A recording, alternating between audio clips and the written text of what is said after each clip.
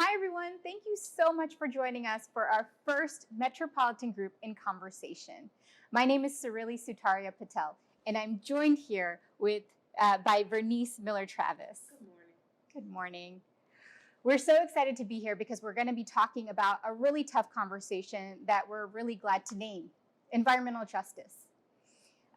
My background is in public health and primarily in environmental health. And what that means to me is everything that's around us impacts our health, including our physical environment, our built environment, our spiritual and cultural environments. That makes us whole as a person and as a community. And even within that, my personal passion is around climate change and children's environmental health, transportation and health, tribal and environmental and public health issues, and so much more. But there's a lot to cover under environmental justice, so I want to move to our very first question with Vernice, who is a pioneer in the field of environmental justice, and has a lot of lived experience, but also a lot of moments that you've observed and kind of witnessed and woven together with a lot of other experiences you've had based on places you've worked and your upbringing. Can you tell us a little bit about yourself and tell us a little bit about how you see the movement progressing? Well, boy, so many questions in that one question. A little bit about myself. I'm originally from New York City, Manhattan, Harlem, the historic Harlem community. When I grew up in Harlem in the 1960s, it was the largest concentration of people of African descent outside the continent of Africa, anywhere else in the world. And it was every stripe, every shape, every immigration pattern that the African diaspora covered was represented in the Harlem community. My family were immigrants from the Caribbean. My father was born and grew up in his early life in the Bahamas. And then he and his mom, who was Haitian, moved to Miami. My grandfather, my dad's dad, was from Syria. What I see in the Bahamas, while people may not be wealthy, they have what they need. They live in balance with their environment. And I don't ever remember a conversation about a hurricane when I was growing up. Not a single hurricane. That's not to say hurricanes didn't hit the Bahamas, but they never hit the Bahamas in between June and August, right?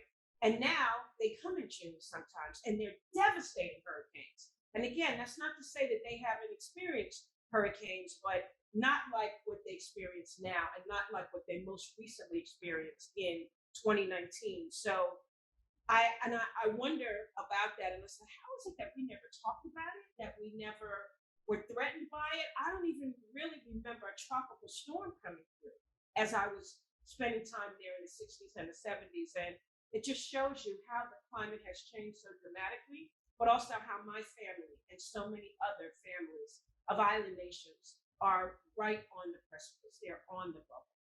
And whether or not they're going to be able to continue to live the lives that they live is really up in question, right? So that takes me from growing up right to this moment and why I care about this issue. So, Surili, it's your turn to say what was your original journey? My original journey, I was born in India on the western side, and we immigrated to the country in the early 80s, which is why I don't have an accent. And I also have a little bit of identity crisis because there's a lot of culture that I inherited from my parents but didn't learn there, per se. And I like to think of myself as both American and Indian, Gujarati. How old were you when you? I was about a year. You were a baby. I was a baby. Oh. I was a baby when I came to the country. And the fun part is that just like your story, we went back often when we could afford it to go back to India, take that 20+ hour flight. I have lots of family still there, and a lot of family also all around the world. And my experience, I think, in environmental health, my awareness in the environment was through observations, and I didn't really know what I was observing until until I was a little bit older and could put things together. The one thing I would observe every time we went to either Mumbai or the state of Gujarat was that fresh produce would come to us. There would be a cart, and the person pushing the cart would say, "We have fresh carrots today," or "We have fresh whatever vegetable." And based on that, you go down and say, "Okay, I'm feeding this many people, and they'll give you that," and that's it. So they pick what's right. You cook exactly what's fresh right out of the ground, no processing, and it was very communal. Those who were vending those fruits and vegetables knew exactly how much that neighborhood or community needed.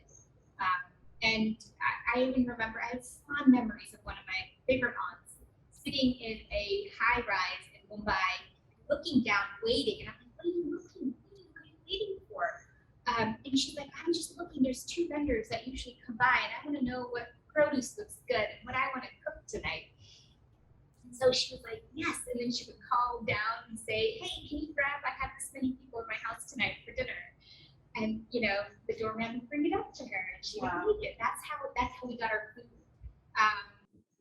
And another experience is around sanitation and trash.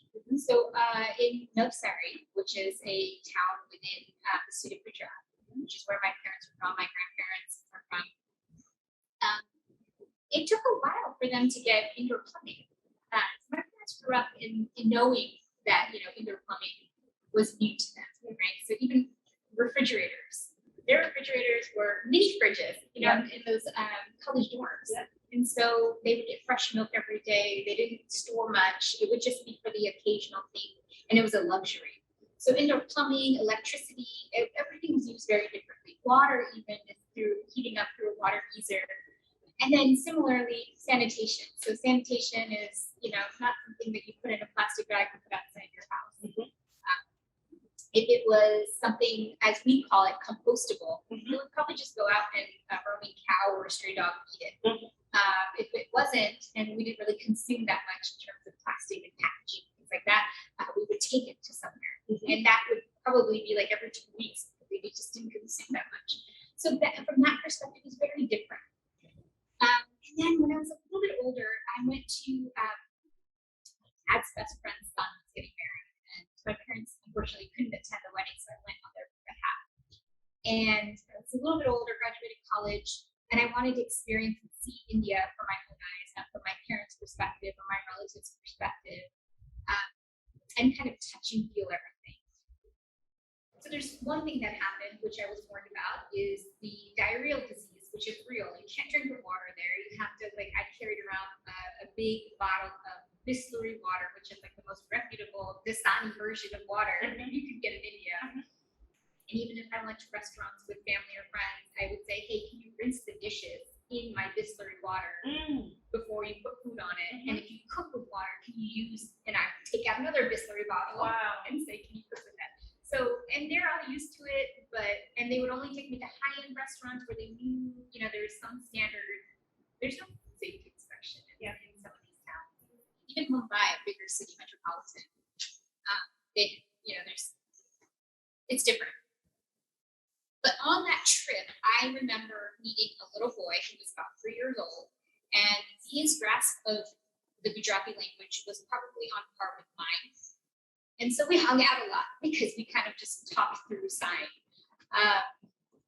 And I noticed 2 days into the wedding ceremony, which is a week long, he started saying, "Can you help me blow my nose?" And "Sure, kid, I'll help you blow your nose." And it would be black, right? There was black that he was ingesting. And the air quality was horrendous. And this is in a city called Ahmedabad, which is a huge metropolitan, very developed in some areas, and other areas underdeveloped. And there was a lot of cars and factories in that area. So you could see the climate there, which is very humid and hot. And then with all this industrialization, what it was doing to the atmosphere. On my last day, as I was departing Ahmedabad to go back to my grandma's house, I noticed him. And I was like,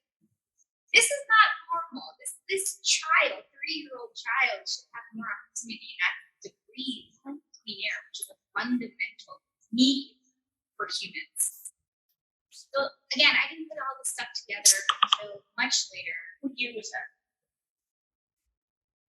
2004. So not long ago, but not too far. And it just, it dawned on me that our environment, something that we valued a lot here in the States. My parents really appreciated having a yard, having shaded space in our neighborhood, having access to transportation options, so you're not walking everywhere and in, but also having access to medical services. So we have in the States routine physicals, dentist visits.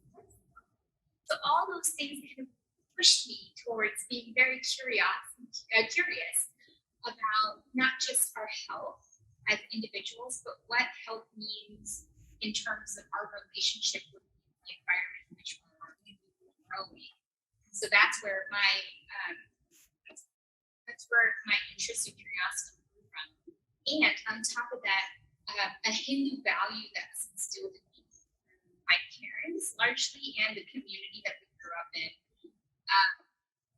is around service. So if you can give back, you should. And that's kind of the Or you must. We must, absolutely. And do I have everything? Absolutely not. Do I have more than some? I do. Did I also, my parents, did they struggle when we first moved to the country? Absolutely.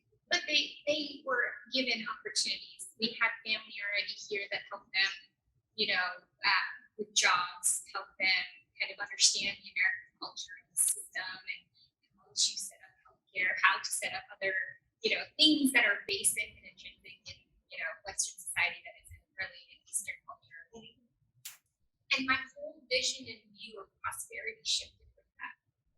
In Indian culture, and a lot of Eastern cultures, we value prosperity, right?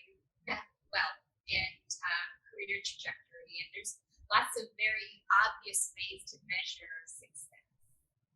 And over the years, now that I've had kids of my own, I think I've reimagined what prosperity and wealth looks like to include an environment that is safe, whether it's in the home or in natural environment, and what that affords us in terms of access to achieving good health, mental health, and wellness, etc. Well, I asked you what year that was that you experienced that wedding because when I worked at the Ford Foundation, I had only one other colleague in the entire foundation worldwide who had an environmental justice grant-making portfolio, and he was the leading environmental attorney in Nepal, but he worked for the Ford Foundation in the Delhi office. And so we decided to do a joint meeting in December of 2002 with environmental justice advocates from India and Sri Lanka and Nepal, I think Thailand, and EJ advocates from the US, and we brought them together in Rajasthan. And it was just such an incredible experience. But I will never forget getting off the plane at like 3 o'clock in the morning in Delhi. And, we finally come out, and it's a delegation of about 10 of us. And I could not believe the traffic at 4 o'clock in the morning. It was like rush hour traffic here in the DMV or in New York City. And I was like, this is what it means to live in a megacity, right? And though New York is a major city, Delhi is a megacity. And just the experience, but the commonalities that folks had about their issues, and the air quality issue was so immediately apparent. And so much so that I had to go to Agra. And I'm like, well, we're not coming all the way to India, and we're not going to see the Taj Mahal. And we were in, from almost everywhere you can see the Taj, but we actually couldn't see it until we were right up on it because the smog was so unbelievable. And just everything about it was just so mind-boggling and eye-opening. But the activists, the advocates, immediately started meshing with each other and wanting to come up with principles. So we produced a book from the experience. The Center for International Environmental Law was with us and helped to sort of facilitate the dialogue. But immediately, people wanted to create their own principles for environmental justice, like right on the spot, right? Because they're like, these are foundational things, and these will help set the tone for how people continue to think about this work. So I will never forget that experience as long as I live. And then from there, I got to go to Nepal with my colleague and see Nepal from his eyes. And that was another extraordinary experience. And just to see how people think so differently, how the natural environment was a part of his faith. He too was into, and everything about how he lived his life was so closely enmeshed with the environment, right? And so I think it was hard for him to explain to people who were from India and from other parts of South Asia the way that people in the US compartmentalize the environment as something separate from your lived experience on a daily basis, right? So I have a glimpse, just a little glimpse of what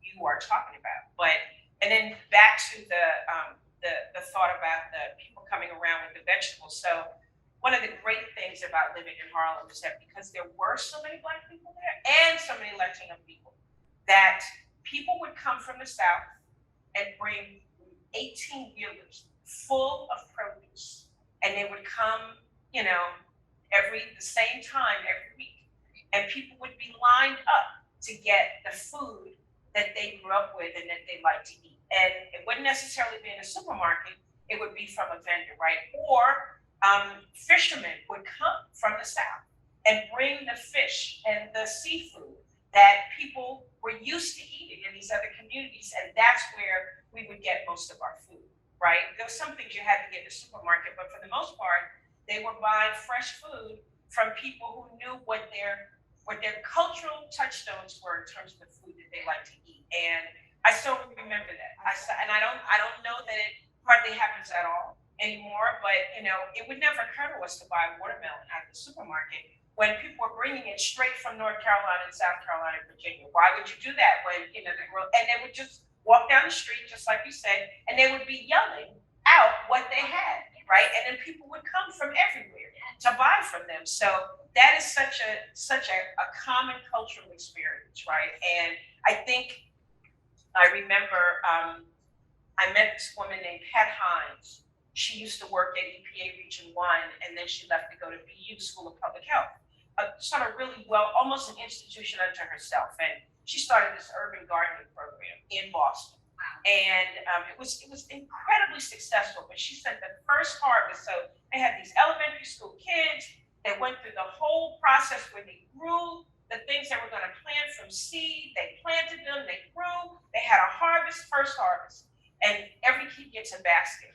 And the kids asked her, so what are we supposed to do with this? And she said, we're supposed to take it home to your family. And they said, eat this? And they grew the food. And she said, yeah. They said, we would never eat food that didn't come from a supermarket, right? So the disconnect between where we actually come from and what our traditions are is an important thing that we're trying to address in the environmental justice framework.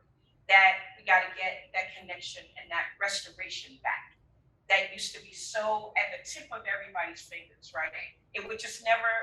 I don't ever remember going to a supermarket when we would go home to the Bahamas. I mean, my aunt would go to the fish market, and the fishermen would come in with their boats, and they would just have been fishing, and the fish couldn't be fresh, right? That's what I grew up eating, and so it is. I think it's just a common part of our culture, wherever that diaspora has taken us from. But that disconnect that we see in subsequent generations is very, very, very difficult, I think, to navigate. Having been to Africa several times, Africans on the continent do not think of African Americans as part of the diaspora. It's a very, very painful experience. And so, we then create this community here. But that is part of the experience of the transatlantic slave trade. What was most insidious about it was disconnecting people from who they were and where they were from. Because if you don't know where you're from, you are really lost in the world, right? If you don't have that sense of connectivity to that origin place and origin story, you are lost in the world. And the narrative that happens here for people of African descent is that, well, people who are born in the U.S. or North America of African descent, is that our narrative starts with being enslaved, right? And that is not our narrative. That's a piece on the journey, Right. but it's not the journey. And it's important, I think, for people to be able to get back to wherever home is. But for so many folks, they don't know where home is, right? So it leaves you in this, I think, in this emotionally anchored place, right? That you don't know truly who you are and where you're from. So you don't carry that part of the narrative, which is resilience, which is, descendant of the greatest cultures. I think that's at the foundation of a lot of the EJ work that I do and that other people do, is to really attack the concept of white supremacy as a framework for what we know about the environment, what we know about health, what we know about all our disciplines has to be seen in a cultural context. And so I love hearing you talk about, your journey to this moment and my journey to this moment. And, just back for a moment about being a child of immigrants. What I had been laboring under, since I first went to school, since I started kindergarten, that I had to be the best at whatever I did, because my immigrant dad said to me that we're not going to have money for you to go to college, so you're going to have to get an academic scholarship. And that meant he started programming me from kindergarten about that. And I don't know that people quite understand the pressure, and the pressure for the children of brown immigrants is different, right? It's otherworldly, and you can't challenge it. You can't say that I'm not going to do that, because that's when you really get pulled up about having become too American, right? Do you know what I'm talking about? No idea. Here's a few things that come through my mind. So same thing. I got into a lot of schools going to college, and my parents were like, well, which ones are giving you money? Because that's where you're going. That's how I got to Barnard College.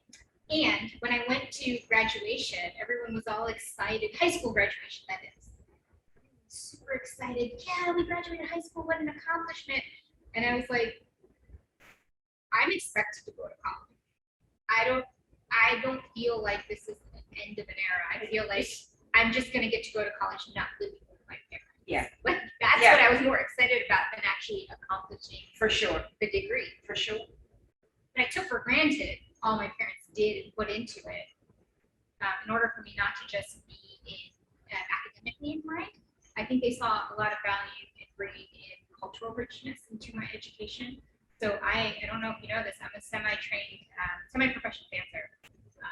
Traditional. Indian dance? Yeah, Vernice dancer.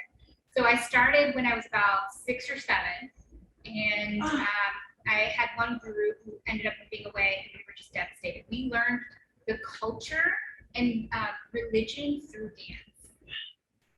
I also have been trained in Hindustani classic music. So singing it and playing the harmonium, which is like an accordion if you flap.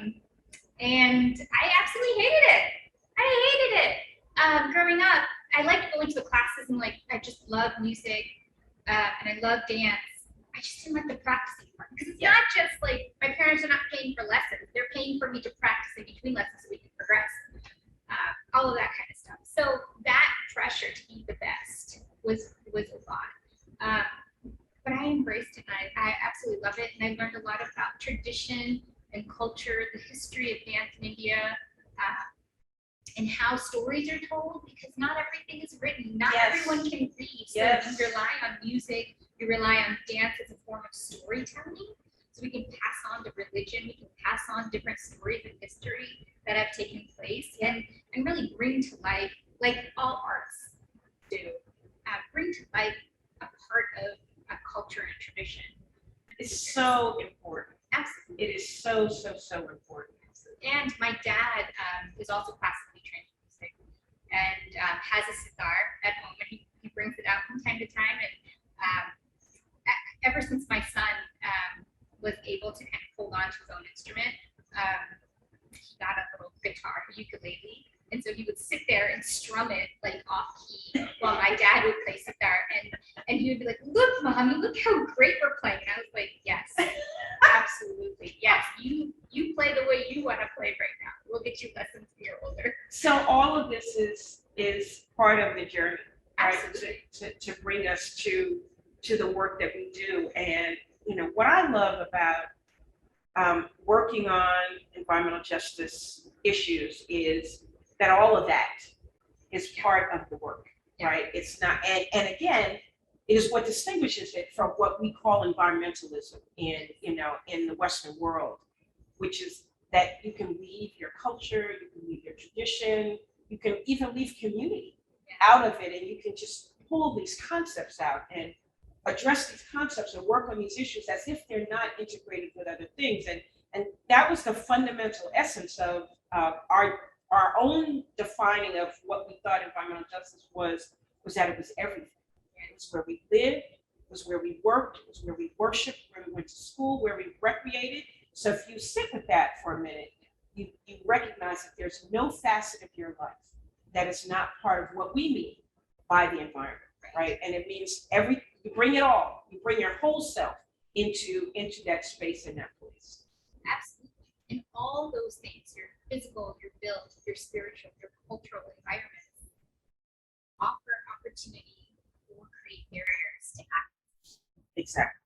All of those things. And that's when you come into the conversation of those barriers that were put into place by racist policy, the structural racism pieces of our American history that then further divide some communities from opportunities and others. Yes. If you were to define environmental racism, how would you? Well, I guess I have my own, my own operating definitions, but I would just say it is the absolute integration of place, of space, of ecology, of human development, that all of that intermingles. And I guess, even though I was a political science major in college, anthropology was what really spoke to me. And even though it wasn't my major, I took a lot of courses in anthropology. And I think what I was formulating in my head was that it is the interplay between human development and evolution and how people live in a particular place and how they survive with whatever that is in that place, right? They figure out a way not only to survive, but to thrive. No matter, and to you, it may seem like it's absent of all of these things that we say we need in the modern era to live. But most people had none of that. But somehow they found a way to maintain culture, to transmit information, to transmit science, to be able to live in balance with whatever the ecosystem was. No matter how threatening that environment might have been, people figured out a way, right? Without all of the modern day trappings that we have now. And I think I knew somewhere in the back of my head that you are going to need that information in order to understand how communities function. And that, I think, was what I was trying to get at, that it's about how communities thrive, live, lift up, meet challenges, and overcome those challenges. That for me is at the foundation of what environmental justice is about, right? And attempting to live in balance with whatever that environment is that you're in. And I then saw in my own community in New York that we were being threatened by environmental impacts that we had no control over, and that really undermined our life in a fundamental way. But there was always a sense that we had to prove to people that we were suffering. We had to prove to people that our lives were being cut short. And we had to do that for 20 years, a good solid 20 years, before people would take us seriously. And so I look back and I think about John Ford and other people at the Mailman School of Public Health. I think about them all the time because they helped us to build that data set that could say to folks, what's happening to us is discriminatory. There's white people who live just south of us in the same community around Columbia University. They are not experiencing what we're experiencing. There are white people who live on the Upper East Side of Manhattan. Right next to them is the poorest congressional district, one of the poorest congressional districts in the United States, East Harlem. But the same impacts are not happening to them. These people are dying and these people are thriving, and they are adjacent to each other. They share a street, East 96th Street. What is that, right? It's racism. And let me show you, right? So I've spent the last 35 years showing people this is how the racism is killing us in an environmental context. And that word is so polarizing when we talk about race and racism. Words really matter. Words truly, they have meaning, and we need to speak them, say them. I'm reminded of your recent article, A New Era, but Hard Work Ahead. And in it, you applaud the Biden administration for using these meaningful words in a way where they're charging the federal government to now take on equity, take on racial justice, take on this. How does that make you feel after going to 35 years in this journey, talking and convincing people that racism is an issue when it comes to our health, when it comes to our environment? What a question. So after that article that you're referring to appeared, I got requests for interviews from other folks and from other press outlets, and somebody asked me about some particular executive orders, and I didn't know what they were talking about because I was still on trying to get my hands around the previous set of executive orders that they have rolled out. So I cannot describe really in enough words how important this moment in time is. But this moment in time can be and will be fleeting. Right? And so we have to bring everything we have to meet this moment. And I think that's sort of where we are. And we may have 18 months, right? We don't know what's going to happen in the midterm elections. We don't know what's going to happen in the next presidential elections. So we have to operate from a mindset that says, do all the good you can in this moment, in this with the resources that you have. And the resources that we have are not small, right? They, from the time that President Biden and Vice President Harris were inaugurated until this moment, they have quintupled the amount of grant money just through the Environmental Protection Agency that goes to support EJ work and EJ groups around the country. It's been 7 months, 7 months and 2 weeks to be specific. And we are talking about hundreds of millions of dollars that are going to support that work. That's just through US EPA. Then there's DOJ. Then there's Department of Energy. Then there's NOAA. Then there's, HHS. It's happening. I can see it. I can feel it. It's real. And we have to do everything that we can to help communities to be safe, to be able to thrive. And though I'm not comfortable with the word resilience, to be able to withstand the assault that we are seeing visited upon every community from the climate crisis that we're in. I think a lot of what gives you hope also gives me hope, especially when we're looking at climate change, because these terms, right, environmental racism, racial justice, are the upstream factors to why communities face disproportionate health impacts and burdens because of the climate. Absolutely. And then you layer in toxic chemicals, whether it's in your water or your air or your food, and you layer in lack of opportunity, whether it's earning a livable wage or opportunity to get an education. All those things, all those systemic and societal factors that hinder communities, not just individuals, but communities altogether. And going back to the climate change conversation, I think this is the right time to do something. I mean, I thought it was the right time 10 years ago to do something. But it was so hard for so long to be on the defense, justifying why climate is a health issue, why it's not a polar bear issue. Yes, I love polar bears, and I don't want them to sink because the ice caps are melting. But it's a whole issue. It's not something for the future, 50 years down the line. It's happening today. We need to address it today. We need to address it 10 years ago. So tell me about your time at APHA, and you all had a conference. In fact, you made sure that we had an EJ session pre-conference that was so wonderful at the Atlanta APHA. Did you say that was 2016? 2017. And the theme of that conference was climate change is health. And I remember I was there with your dear colleague and our dear mutual friend, Dr. Adrian Hollis. And I remember saying to Adrian, that's it. That's how we have to talk to people about this. Climate change is health. What was that time like for you at APHA?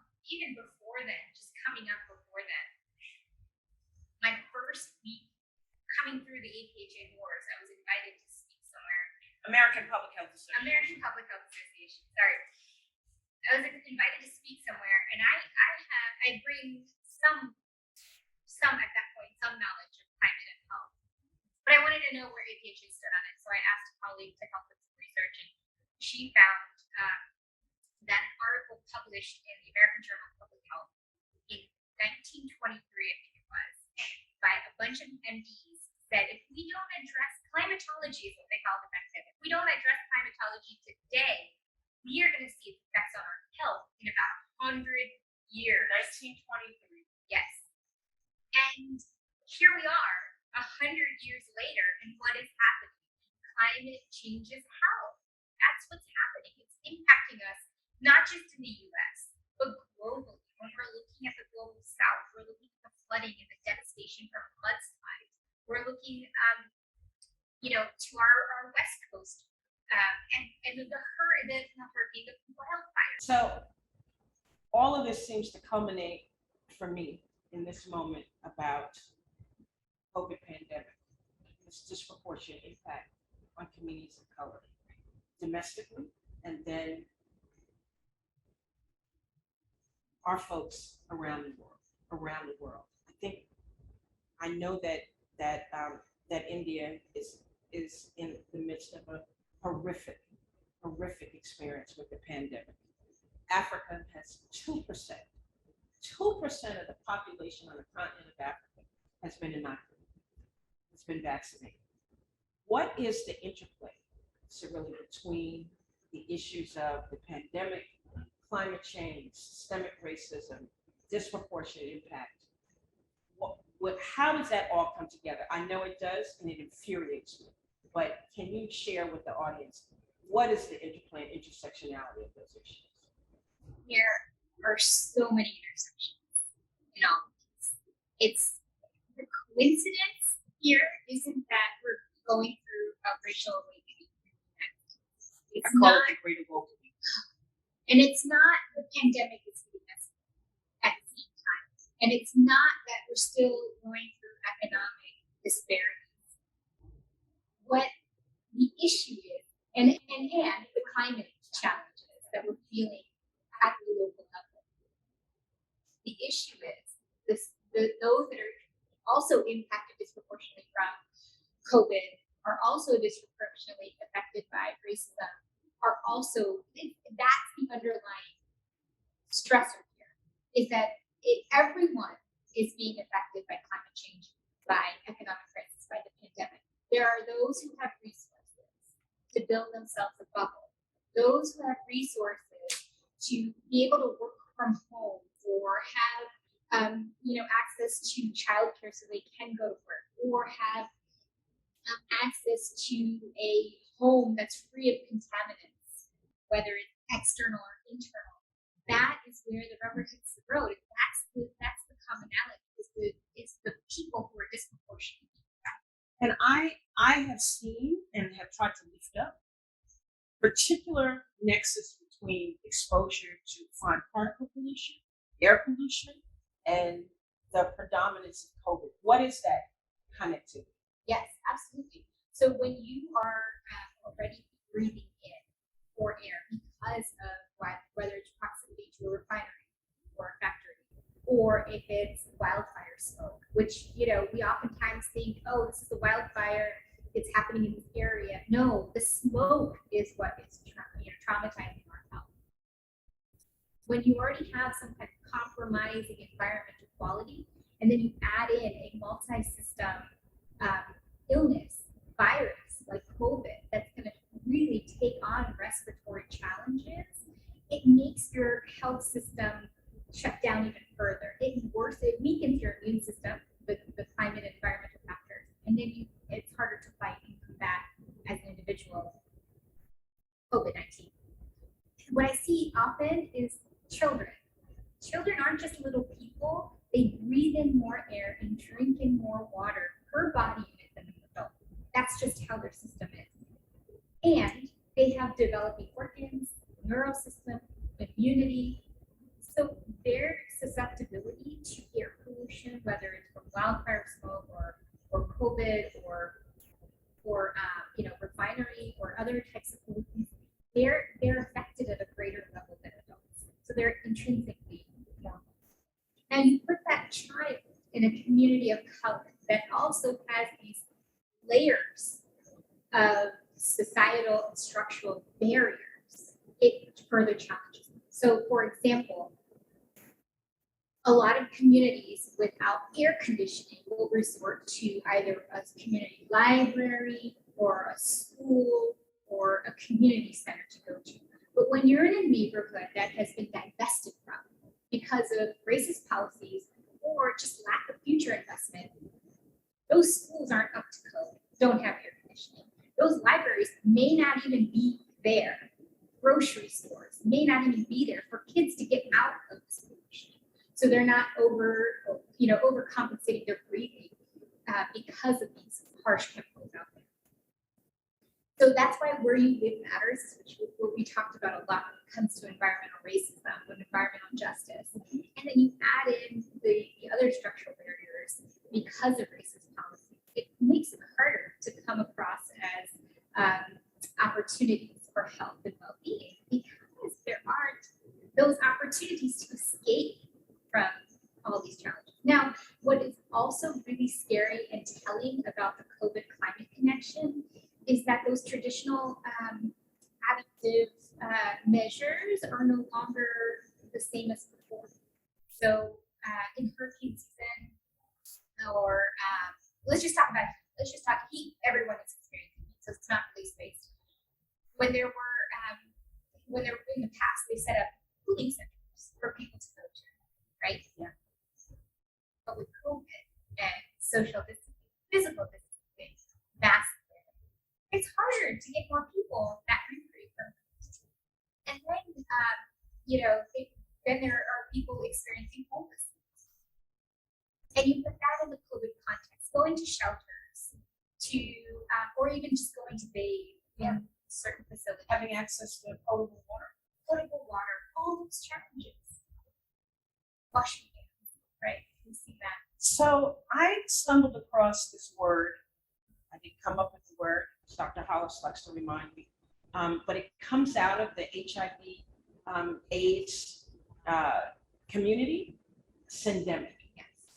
And so Dr. Hollis, our client at the Union of Concerned Scientists, Dr. Wilson, Jacoby Wilson, who we partner with from University of Maryland School of Public Health, they too have been talking about it, and I've written about it a little bit. What does that mean to you?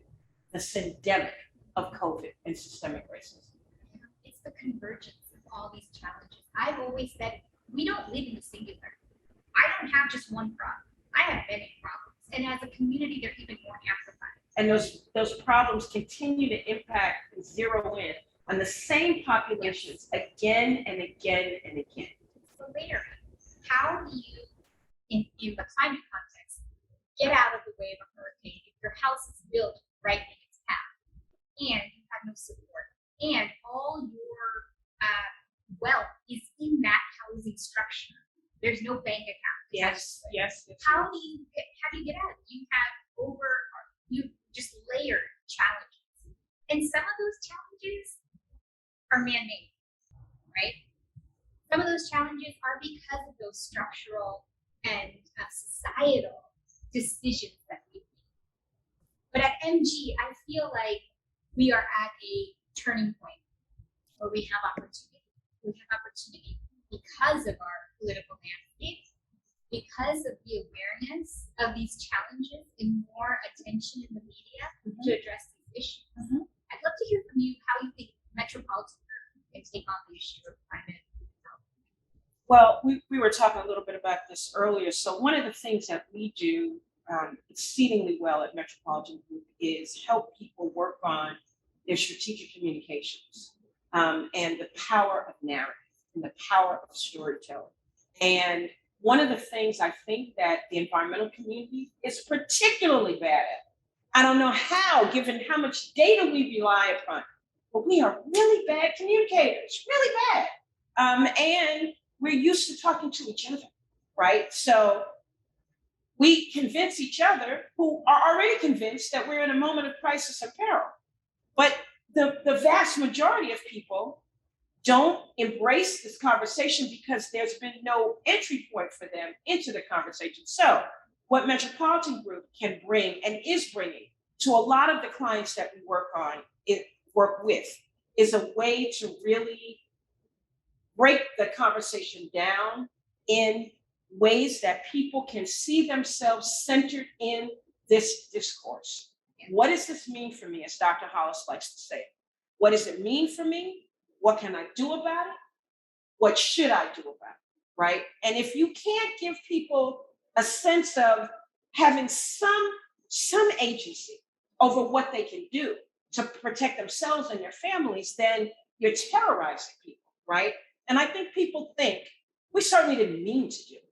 It was not our intention.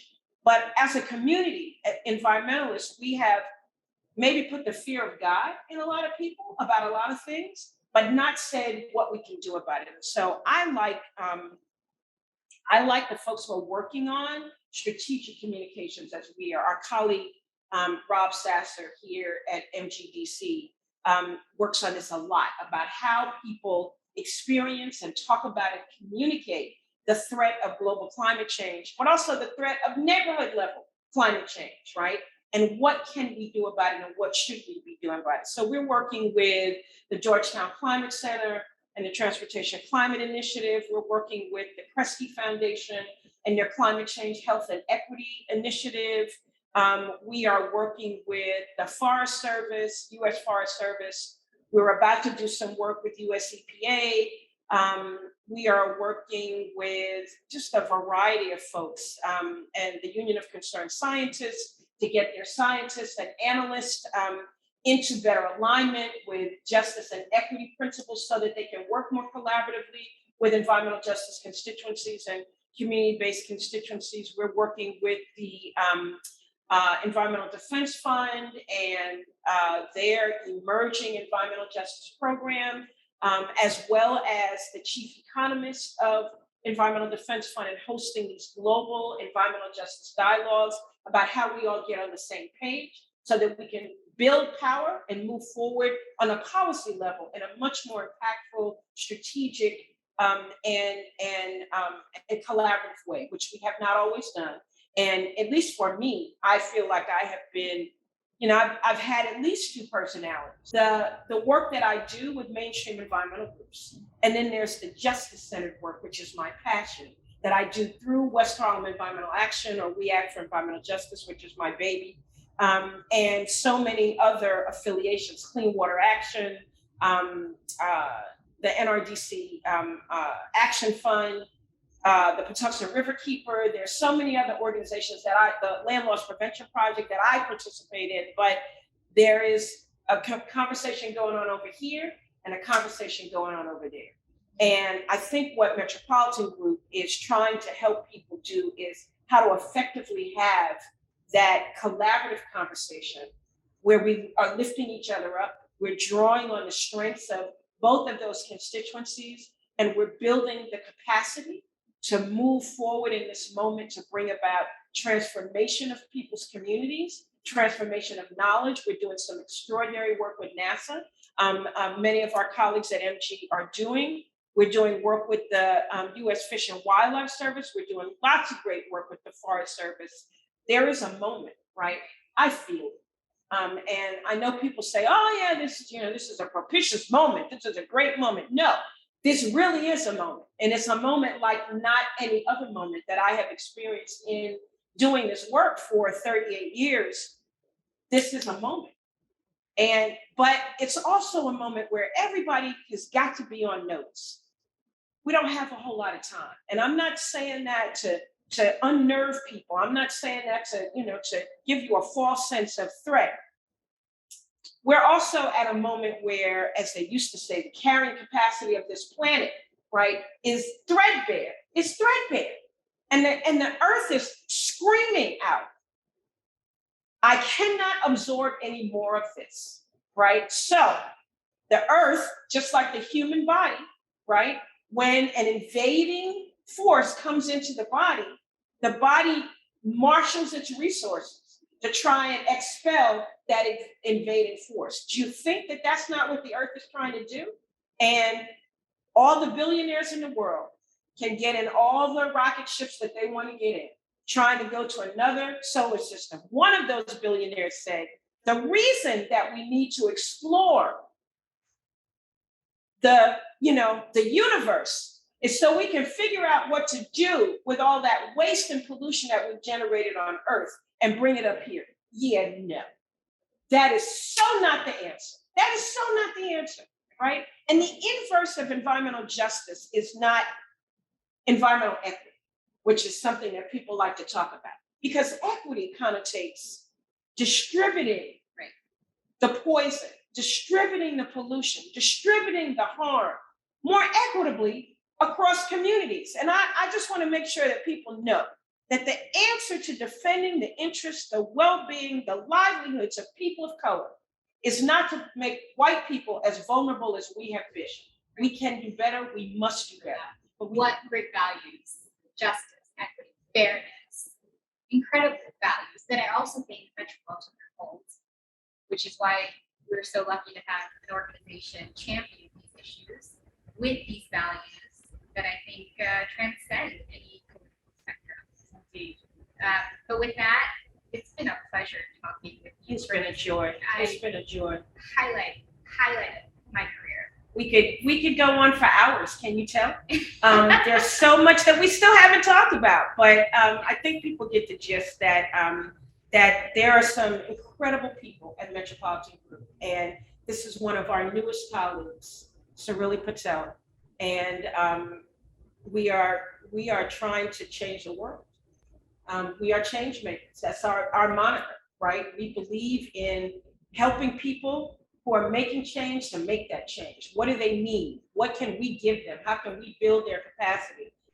It's time for that kind of transformation and meta level change. And we think that that's what we bring to the movements for social justice, is to help people be more effective in the work that they're trying to do. Incredible. Ladies and gentlemen, Vernice and Travis, thank you so much for joining us. Follow us on social media, and we look forward to hearing from you. Harlem Girl 59, I believe, is at Harlem Girl 59. Yes, is my Twitter handle. It's the one place I'm at on social media. I'm all over Twitter because it's so easy to do, right? I love it. And what about you? Yeah, I'm on Twitter at Surili Sutaria. I joined Twitter before I got married. And on Instagram, I'm on at Climate, Health, and Equity, and also Alaz for Climate, which is a new group that I started to get more diversity and gender diversity, ethnic diversity, racial diversity in the climate movement, because it's not a privileged issue. Excellent. And you can tap into all this conversation at metgroup.com is where you can find us online.